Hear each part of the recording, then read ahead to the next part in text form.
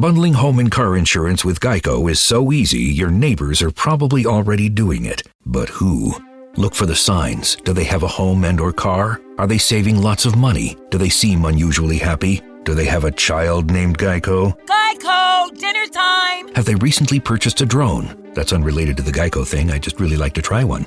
But if you notice these other things, you may want to ask them how easy it was to bundle with Geico. Bundling is easy with Geico. Just ask your neighbors. Vous écoutez RMC. On a Marcelin Chamois de Lucarno Posé qui est déjà venu plusieurs fois dans l'after, qui a écrit notamment plusieurs ouvrages sur le foot brésilien, dont un bouquin sur Garrincha. Salut Marcelin. Salut monsieur.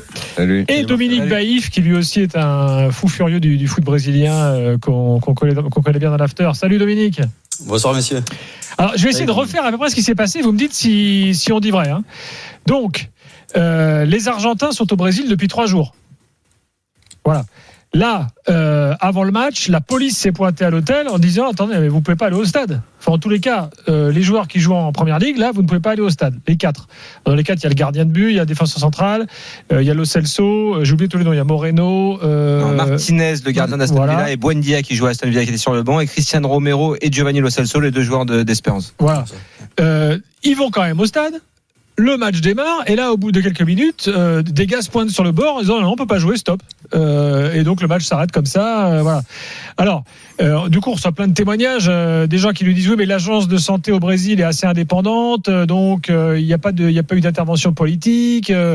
Messi s'est énervé, on l'a vu avec une chasuble de photographe qui était totalement surréaliste, en train de dire attendez, ça fait 3 jours qu'on est là, c'est maintenant que vous venez, que le match a démarré et que vous venez.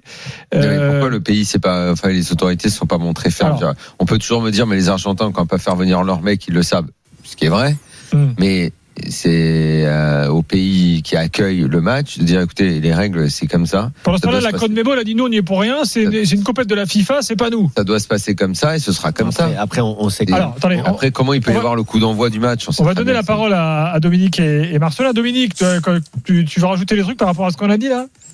Oui, alors en fait, les joueurs argentins étaient effectivement bien présents depuis 3 jours du côté du Brésil, mais ils avaient été avertis par l'agence sanitaire brésilienne, comme quoi ces 4 joueurs normalement ne devaient pas pouvoir jouer et normalement ne devaient pas entrer dans le pays.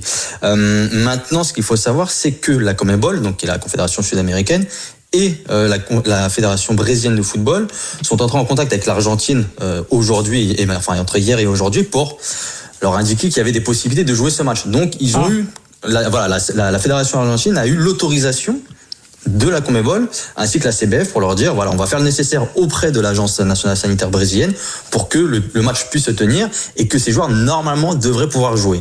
Maintenant, visiblement l'accord qui a été passé entre la CONMEBOL, la CBF et donc l'agence sanitaire brésilienne a été caduque. Visiblement donc l'agence sanitaire brésilienne ne l'a pas reconnu et c'est pour ça que eux se sont pointés pour dire le match ne va pas se jouer parce que ces 4 joueurs présents ne devraient pas être présents au stade.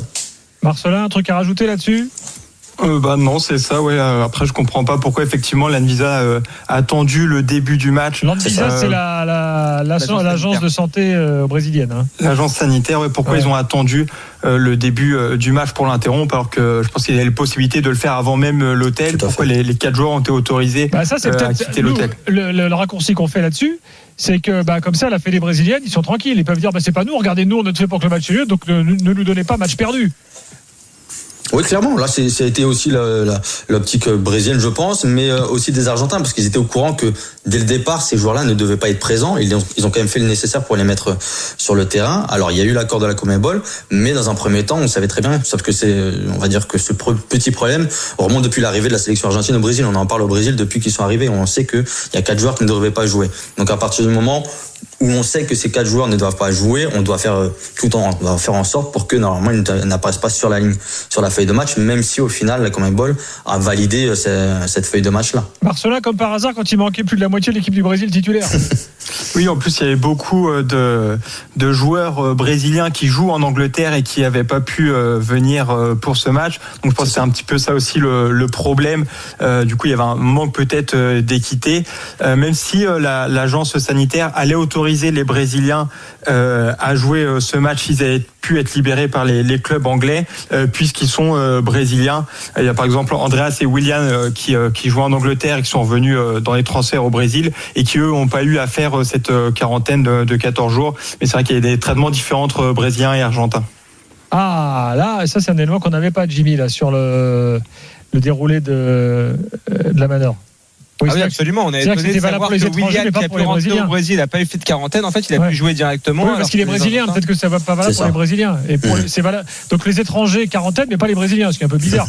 Les Brésiliens auraient pu jouer s'ils avaient été libérés par les clubs anglais. Ce qui est aussi une différence de traitement. Et puis surtout, il y a ça. Il faut aussi rappeler ça. Il y avait un déséquilibre sur le papier puisqu'il y avait 7 joueurs et non des moindres des cadres de la sélection brésilienne qui ont été retenus par leur club, à savoir Liverpool, Manchester City et Chelsea. Donc tu n'avais pas au Brésil les deux gardiens, par exemple Ederson, Alisson.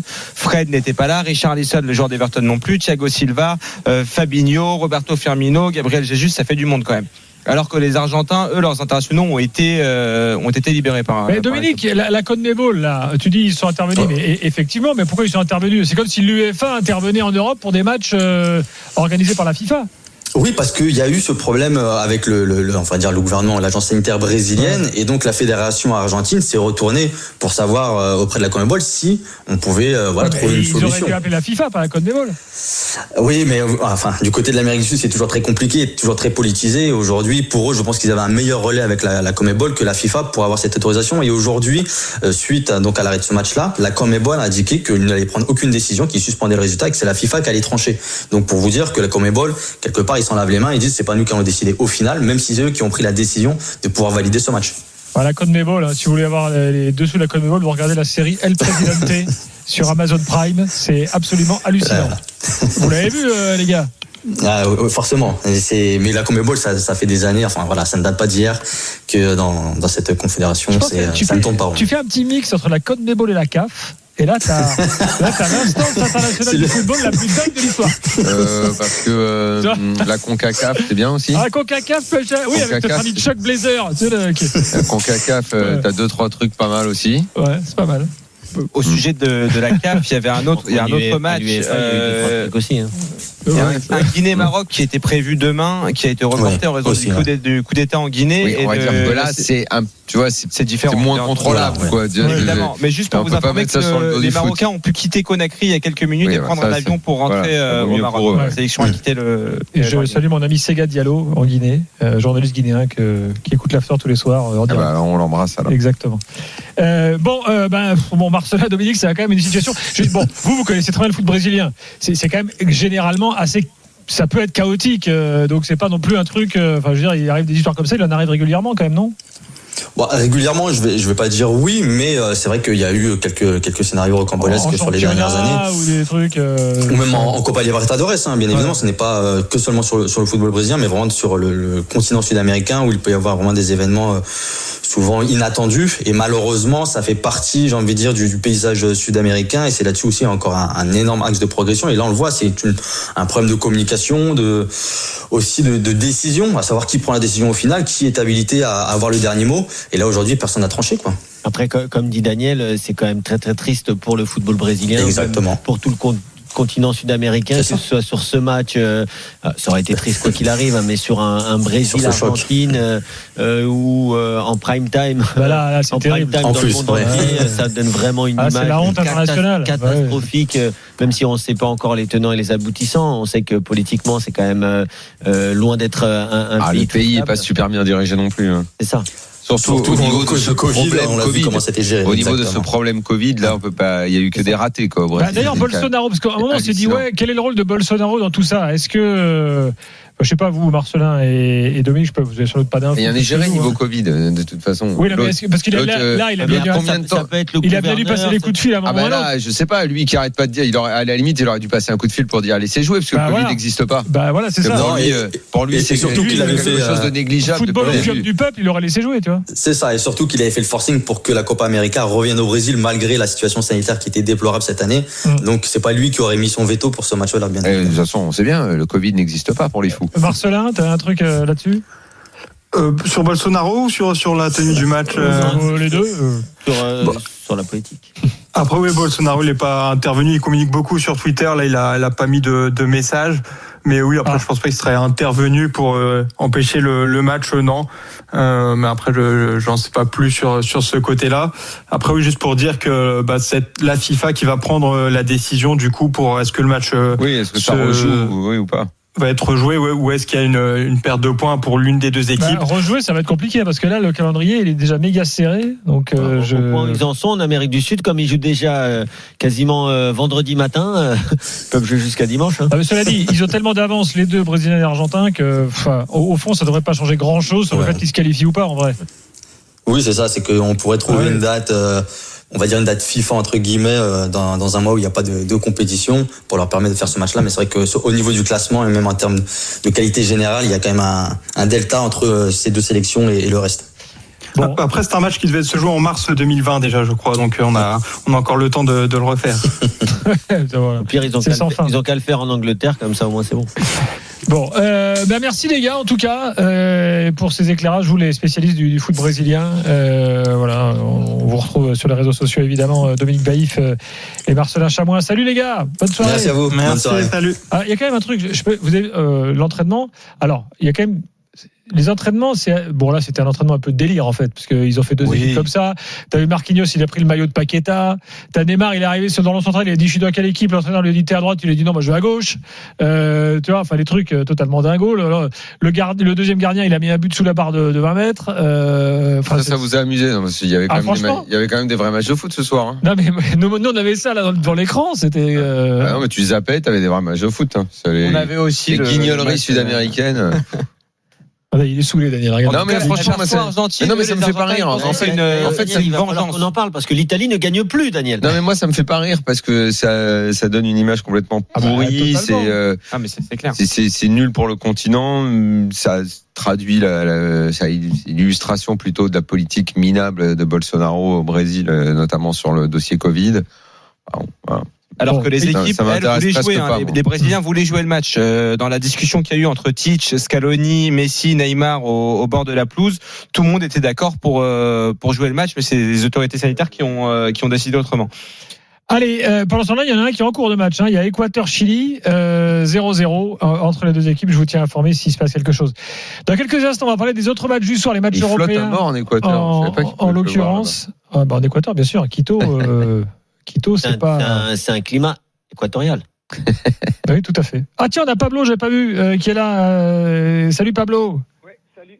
Pablo, tu vois, tu t'es apprêté à voir ton match tranquille à 21h, à être régalé. J'étais allé chercher le Libanais que je me suis fait livrer, et puis j'arrive, le match il était déjà suspendu. Bon. Ouais. Du coup, t'as regardé Suisse-Italie ? Tu t'es fait livrer une picanha ? Non, c'était le Libanais qui est à Cherbourg, mais je sais pas s'il y en a qui connaissent. Non. non, du coup je suis resté devant les infos argentines et puis l'espèce d'échauffement. Je suis un peu d'accord avec Daniel ça m'a fait penser un peu à quand Nice-Marseille, là, quand on fait revenir les joueurs un petit peu pour rien. À la base, moi je pensais que c'était juste un échauffement au cas où le match redémarrait, mais c'est vrai, ils ont vraiment fait un match en demi-temps. Là, j'ai vu qu'ils ont changé de côté et tout, c'est un petit peu. Oui, c'était un peu surréaliste. En tant que Sud-Américain, je me dis que c'était un petit peu nul. Il y a une petite fierté qui dégageait du fait que justement les joueurs de Première Ligue avaient dit mais nous, on s'en fout de la Première Ligue, la sélection c'est plus important que tout et on fera les matchs quoi qu'il arrive, même si on a une quarantaine de retour. Je trouve ça un peu triste que ça se termine comme ça. Écoute Pablo, on partage ta tristesse, on aurait bien aimé voir ce match toi aussi. Il y avait sinon au niveau de Bolsonaro, il y a son fils qui a déjà tweeté là, en mode récupération politique que il était certain que tout le monde avait été mis au courant et que les Argentins sont des tricheurs et qu'il espère qu'ils seront gravement sanctionnés. Il y a Jérémy qui est à Sao Paulo qui nous envoie un message sur Direct Studio qui lui dit que l'Anvisa, donc l'agence sanitaire brésilienne, est l'ennemi de Bolsonaro parce que l'Anvisa est pro-vaccin et règles sanitaires à fond et que donc en fait il s'oppose à Bolsonaro en permanence. Ouais. À la télé argentine, il se posait la question justement de est-ce que ça vient de Bolsonaro ou pas. Il disait que l'Anvisa est plutôt indépendante et qu'il dépendait du gouvernement, sachant que le chef du gouvernement de Sao Paulo, c'est João Doria, qui était un soutien de Bolsonaro, mais qui a priori est quand même plutôt en train d'essayer de se séparer de lui pour se faire une place pour prendre sa suite aux prochaines élections présidentielles. Voilà les affaires géopolitiques brésiliennes finalement qui rejaillissent sur le terrain en fait. Ouais, voilà. Et merci Pablo. Le coup de la CONMEBOL, à mon avis, ils ont dû dire un peu en mode t'inquiète frère, on va gérer. Ils n'ont rien géré du tout parce que. Sinon le Libanais, il était bon. Ça va, ouais, c'était. J'ai eu le temps de déguster du coup. Bon, T'as pris quoi? C'était un plat pour 2 personnes. C'est leur menu, le menu qu'on va chercher partout, tout le temps. Et c'est un mix un peu de tout ce qu'ils ont dans le resto. Ça va, ganouche de qualité. Le caviar d'aubergine, c'est important. Ouais, ça c'était bon, ouais. Excellent. Attention, Jimmy Brown, gros spécialiste de la bouffe libanaise. Ah, t'as fait un peu genre mésé, quoi. T'as mis plusieurs trucs, quoi. Ouais, c'est un peu le but, ouais. Petite portion de taboulé, petit houmous et la viande à côté, ça passe nickel, ça. Voilà. Salut Pablo. Le pain était bon. Salut. Non mais tu sais qu'il est imprenable sur la bouffe libanaise, Jimmy, Daniel. Tu sais. J'aime bien. Tu sais pourquoi? Non? Pourquoi? Dis-le-nous, Jimmy. T'es pas libanais? Ses parents. Bien sûr que si. À chaque fois, tu vois, tous les 6 mois, on a cette discussion, Daniel. Restaurant libanais à Amsterdam, monsieur. Absolument. Eh oui, Daniel. Un truc qui m'échappe dans cette histoire. On en rediscutera. Il faudra que tu m'expliques parce que il y a des trucs que j'ai pas compris. Il est vrai que d'un premier abord, c'est pas très logique. Oui, mais c'est en pas fait, logique. une fois qu'il explique, c'est logique. C'est pas logique, là. Pas très important. D'accord, ok. Passons. Bundling home and car insurance with Geico is so easy, your neighbors are probably already doing it. But who? Look for the signs. Do they have a home and or car? Are they saving lots of money? Do they seem unusually happy? Do they have a child named Geico? Geico, dinner time. Have they recently purchased a drone? That's unrelated to the Geico thing, I just really like to try one. But if you notice these other things, you may want to ask them how easy it was to bundle with Geico. Bundling is easy with Geico. Just ask your neighbors.